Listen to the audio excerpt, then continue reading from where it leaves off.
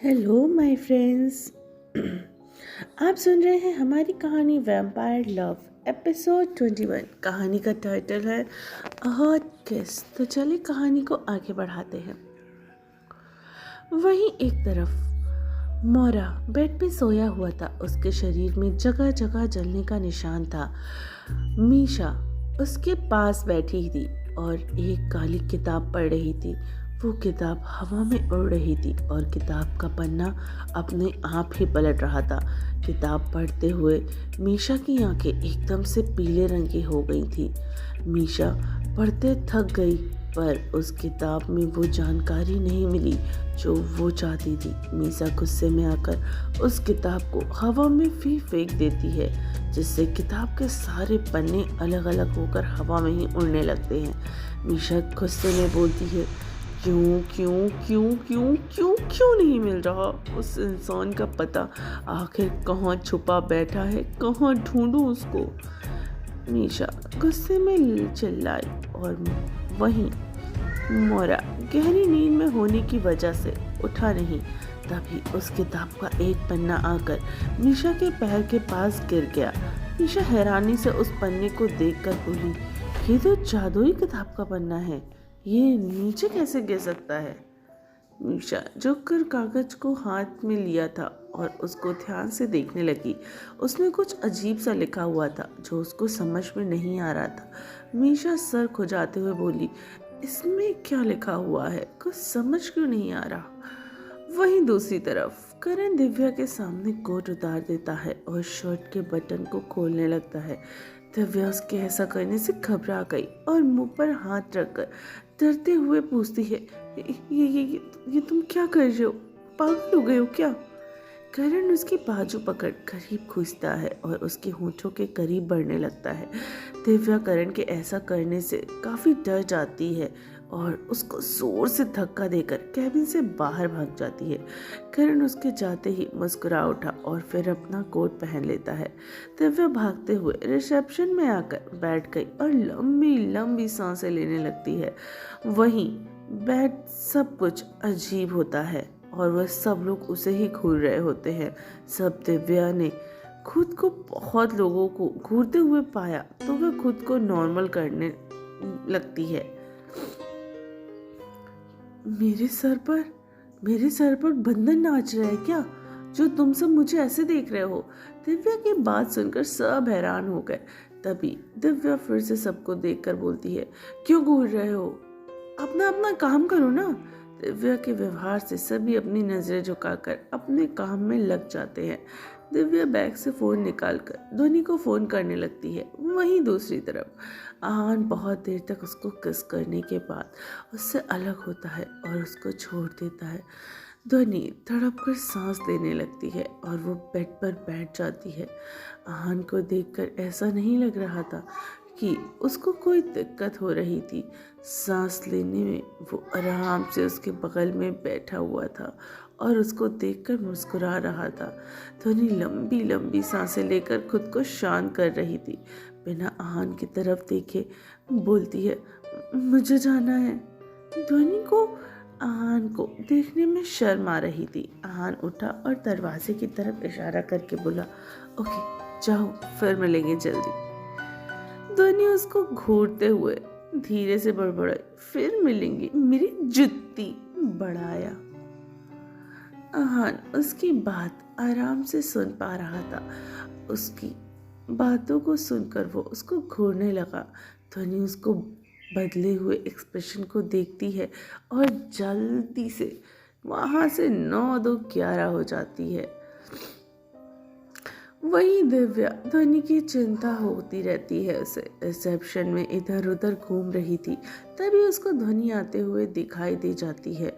वो ध्वनि को पास जाकर कहती है, कहाँ गई थी तू?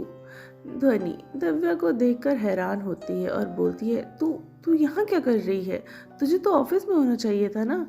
दिव्या उसका हाथ पकड़कर बाहर ले जाते हुए बोलती है, चल पहले यहाँ से, रास्ते में तुझे सब बताती हूँ।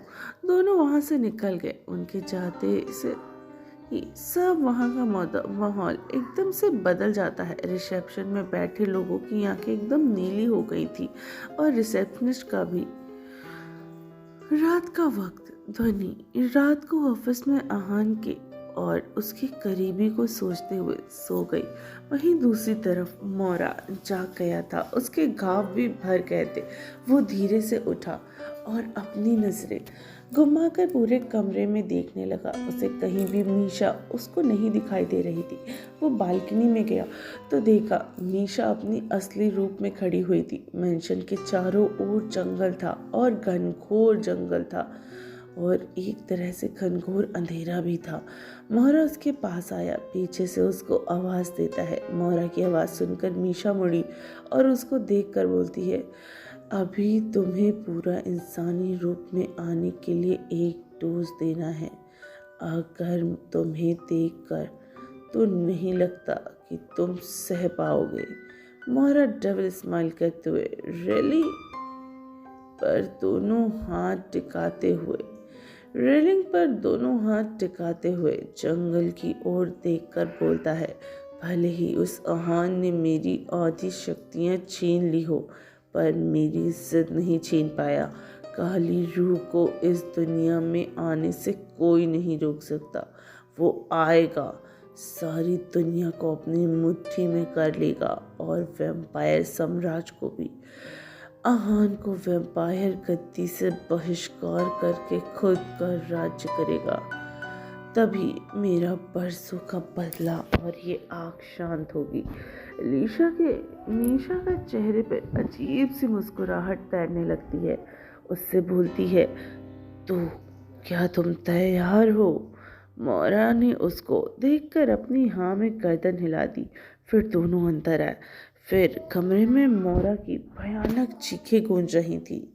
वहीं दूसरी तरफ आहान बालकनी में आंखें बंद किए हुए खड़ा था। तभी पीछे से करण उसके कंधे पर हाथ रखता है। आहान अपनी आंखें खोल देता है और उसकी आंखों में अभी गुस्सा साफ झलक रहा था।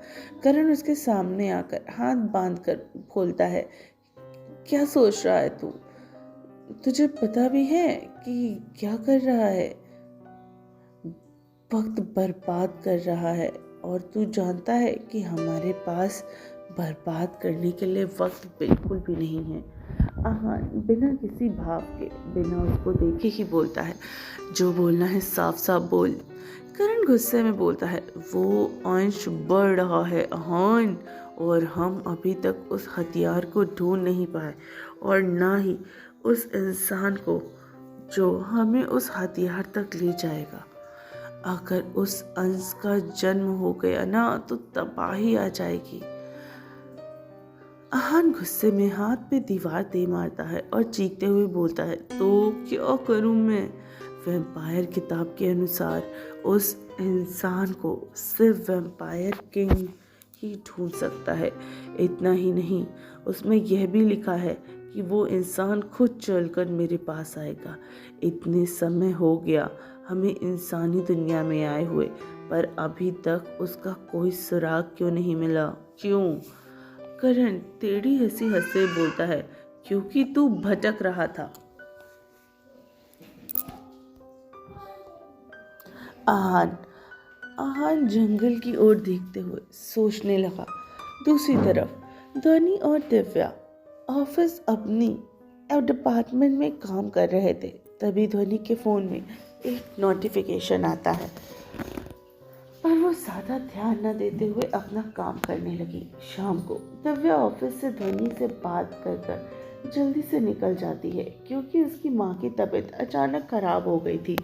ध्वनि काम करते करते उसको पता ही नहीं चला कि कब रात हो गई।